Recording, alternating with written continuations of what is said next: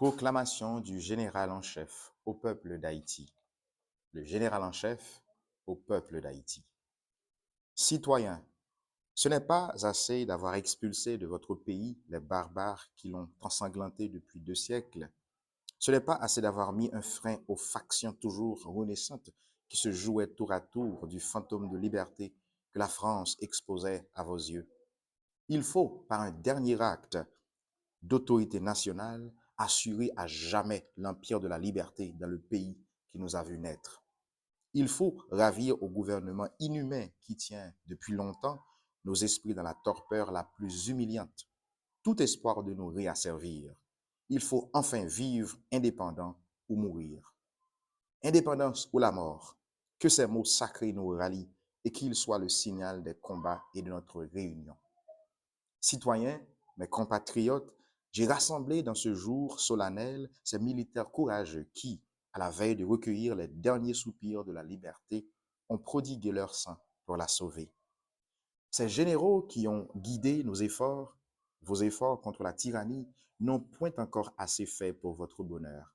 Le nom français lugubre encore nos contrées. Tout y retrace le souvenir des cruautés de ce peuple barbare. Nos lois, nos mœurs, nos villes, tout encore porte l'empreinte française. Que dis-je? Il existe des Français d'entre ils, et vous vous croyez libre et indépendant de cette République qui a combattu toutes les nations, il est vrai, mais qui n'a jamais vaincu celles qui ont voulu être libres. Et quoi?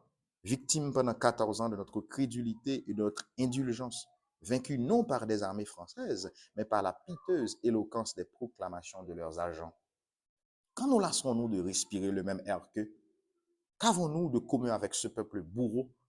Sa cruauté comparée à notre patiente modération, sa couleur à la nôtre, l'étendue des mers qui nous séparent, notre climat vengeur, nous disent assez qu'ils ne sont pas nos frères, qu'ils ne le deviendront jamais, et que s'ils trouvent un asile parmi nous, ils seront encore les machinateurs de nos troubles et de nos divisions.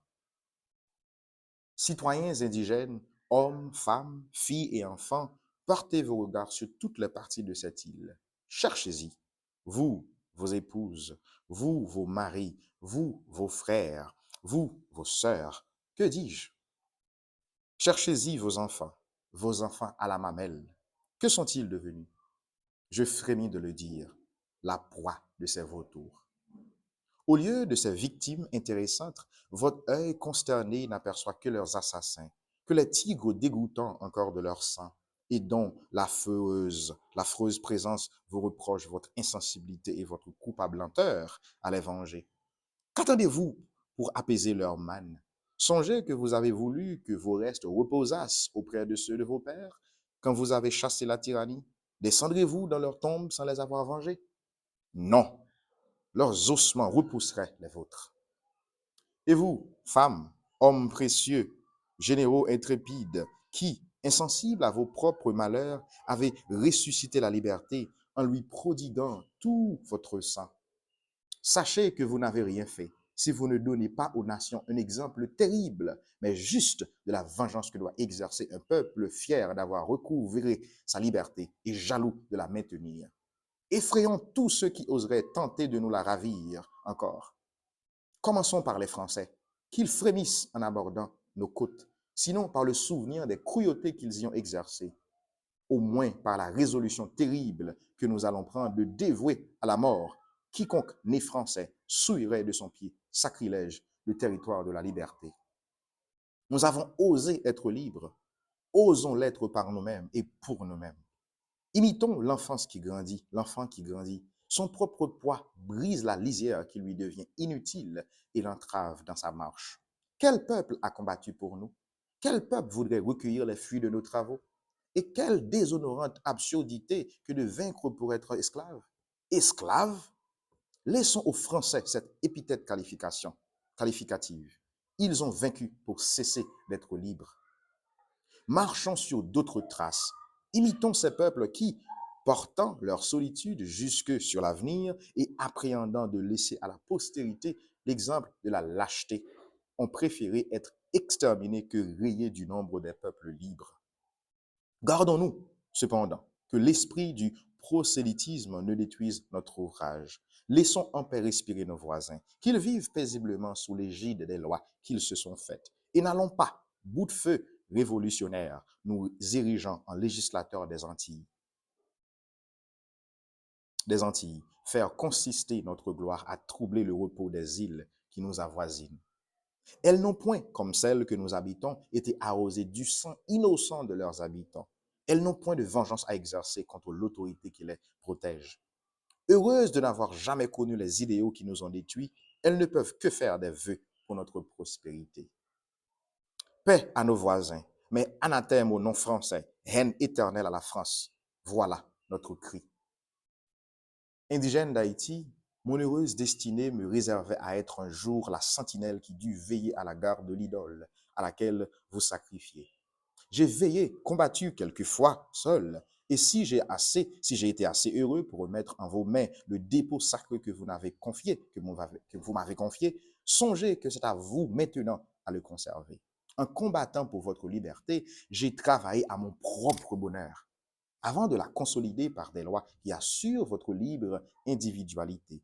Vos chefs que j'assemble ici et moi-même, nous vous devons la dernière preuve de notre dévouement.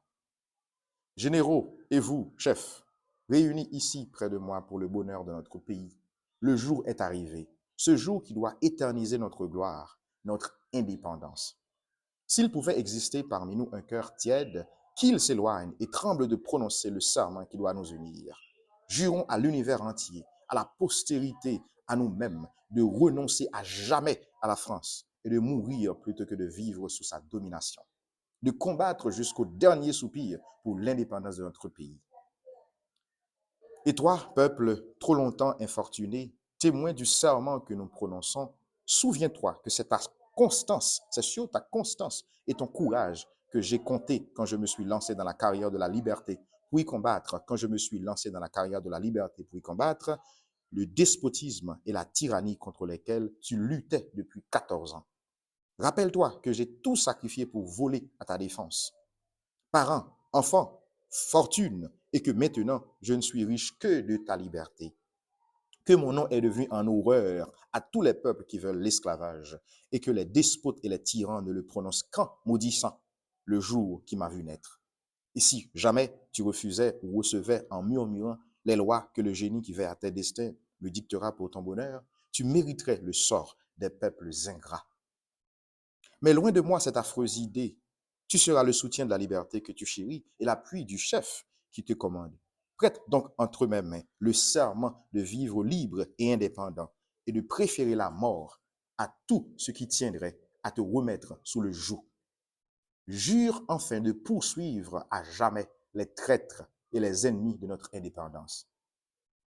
Fait au quartier général des Gonaïves le 1er janvier 1804, l'an premier de l'indépendance. Signé Jean-Jacques Dessalines.